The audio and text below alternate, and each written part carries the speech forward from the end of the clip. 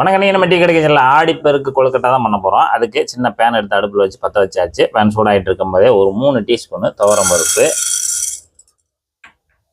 அடுத்து ஒரு 3 டீஸ்பூனு சமையல் கடலை பருப்பு. இதை மிதமான தீயில் வச்சு நல்லா பொறுமையாக வாசனை வர அளவுக்கு வறுத்துக்கலாம்.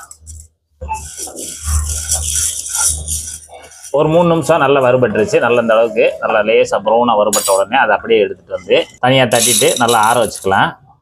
அடுத்து அதே பேனில் நம்ம இங்கேருந்து சம்பா ரவை எடுத்து வச்சுருக்கோம். 1 கப் எடுத்து வச்சுருக்கோம். அதை நம்ம உள்ளே சேர்த்துக்கலாம். ஒரு 200 கிராம் இருக்கும். இதையும் மிதமான தீயில் நம்ம வறுத்து எடுத்துக்கிறோம். சம்பா கோதுமை ரவையும் நமக்கு நல்லா 3 நிமிஷம் வறுபட்டுருச்சு. நல்லா இந்த அளவுக்கு வறுபட்ட உடனே இதையும் எடுத்து தனியாக தட்டில் வச்சு நல்லா ஆற வச்சுக்கலாம். ரெண்டுமே நல்லா ஆறி வரட்டும். அடுத்து பெரிய மிக்சி ஜாரை ஒன்று எடுத்து வச்சுட்டு இப்போ நம்ம வறுத்து ஆற வச்சுருந்த அந்த துவரம் பருப்பு கடலை பருப்பையும் மிக்சி ஜாரில் சேர்த்துட்டு இதை நல்லா நம்ம ரவை பதத்துக்கு பல்ஸ் மோடில் வச்சு அரைச்சி எடுத்துகிட்டு வந்துடலாம். இந்த மாதிரி ரவை பதத்துக்கு அரைச்சிட்டு பருப்பை அதுக்கடுத்து நம்ம வறுத்து ஆற வச்சுருக்கக்கூடிய அந்த சம்பா கோதுமை ரவையும் உள்ளே சேர்த்துக்கலாம். இப்போ சம்பா கோதுமை ரவையும் உள்ளே சேர்த்துட்டு பல்ஸ் மோடில் 2-3 சுற்று விட்டு எடுத்துக்கலாம். இப்போ அதையும் அரைச்சி எடுத்துகிட்டு வந்தாச்சு. இது அப்படியே இருக்கட்டும். அடுத்து இந்த மாதிரி கொஞ்சம் பெரிய கடாயை எடுத்து அடுப்பில் வச்சுட்டு ஒரு டேபிள் ஸ்பூனு சமையல் எண்ணெய் சேர்த்துக்கலாம். எண்ணெய் சூடாகட்டும். ஒரு 1/2 டீஸ்பூனு கடுகு வெடிக்க ஆரம்பித்ததும் 1 டீஸ்பூனு சமையல் கடலை பருப்பு, 1 டீஸ்பூனு உளுந்து சேர்த்துட்டு இதையும் நல்லா லேசாக ப்ரௌன் ஆகிற வரைக்கும் அப்படி எண்ணெயிலே பொரிய விடுங்க. அடுத்து பச்சை மிளகா காரத்துக்கு வந்து ஒரு 3 பச்சை மிளகா நல்லா பொடிசாக கட் பண்ணி வச்சுருக்கேன், உள்ளே சேர்த்துக்கலாம். அடுத்து கருவேப்பிலை 2 கொத்தை உருவிட்டு உள்ளே சேர்த்துடலாம்.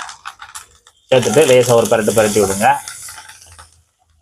பச்சை மிளகா போட்டு கருவேப்பிலை போட்டு நல்லா ஒரு பரட்டின உடனே இப்போ இதுக்கு தேவையான தண்ணி பார்த்தீங்கன்னா 1 கப் ரவை எடுத்துருக்கோம்ல, 3 கப்பு தண்ணி சேர்க்கணும். 3 கப் தண்ணி சேர்த்துக்கலாம். ஒரு 1/4 டீஸ்பூன் தூள் உப்பு, ஒரு 1/4 டீஸ்பூன் பெருங்காயத்தூள், 1/4 டீஸ்பூன் மஞ்சள் தூள் சேர்த்துட்டு ஒரு தடவை நல்லா கலந்து விட்டுருங்க. இல்லையில ஒரு 5 விரல் நல்லா பொடிசாக கட் பண்ணி வச்சுருக்கோம், அதையும் நம்ம உள்ளே சேர்த்துக்கலாம். இப்போ தண்ணி நல்லா கொதிச்சு வரட்டும். இப்போ தண்ணி நல்லா கொதிச்ச உடனே அரைச்சி வச்சுருக்கக்கூடிய அந்த கோதுமை ரவையை வந்து அப்படியே மேலே தூவி விடுங்க. எல்லாத்தையுமே சேர்த்துருங்க. சேர்த்துட்டு நல்லா கிண்டி விடுங்க. அடுப்பை மீடியத்தில் வச்சுக்கோங்க. நல்லா கலந்து விடுங்க. நமக்கு தண்ணியெல்லாம் உறிஞ்சி நல்லா வெந்து வரட்டும். விடாமல் கலந்து விட்டுக்கிட்டே இருங்க. ஒரு கெட்டி பதத்துக்கு நமக்கு வரணும்.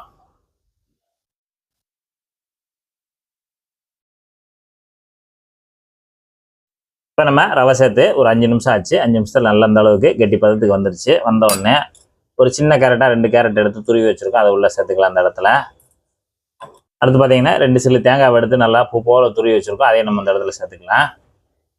சேர்த்துட்டு நல்லா கலந்து விடுங்க.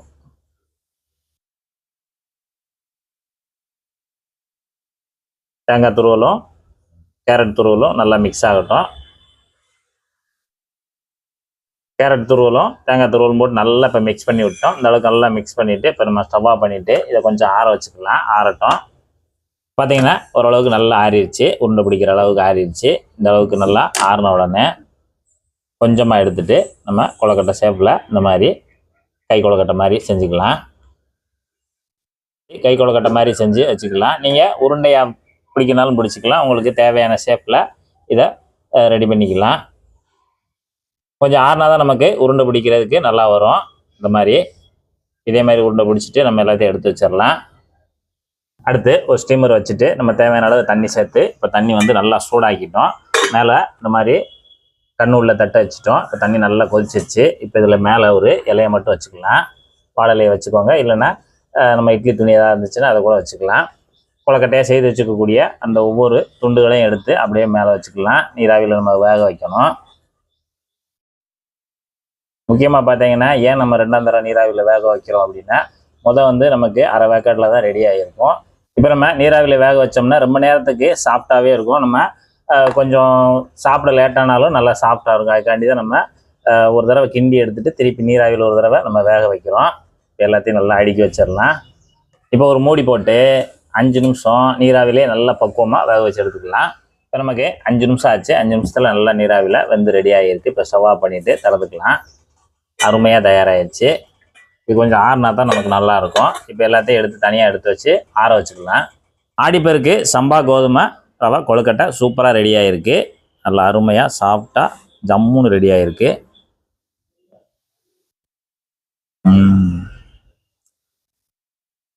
ரொம்ப ருசியாக இருக்குது, ரொம்ப அருமையாக இருக்குது. இதே போல் இதே மெத்தடில் நீங்களும் சூப்பரான ஒரு சம்பா கோதுமை ரவையில் ஆடிப்பருக்கு கொழுக்கட்டை செய்து சாப்பிட்டு பார்த்துட்டு எப்படி வந்ததுன்ற கமெண்ட்டில் சொல்லுங்கள். நன்றி, வணக்கம்.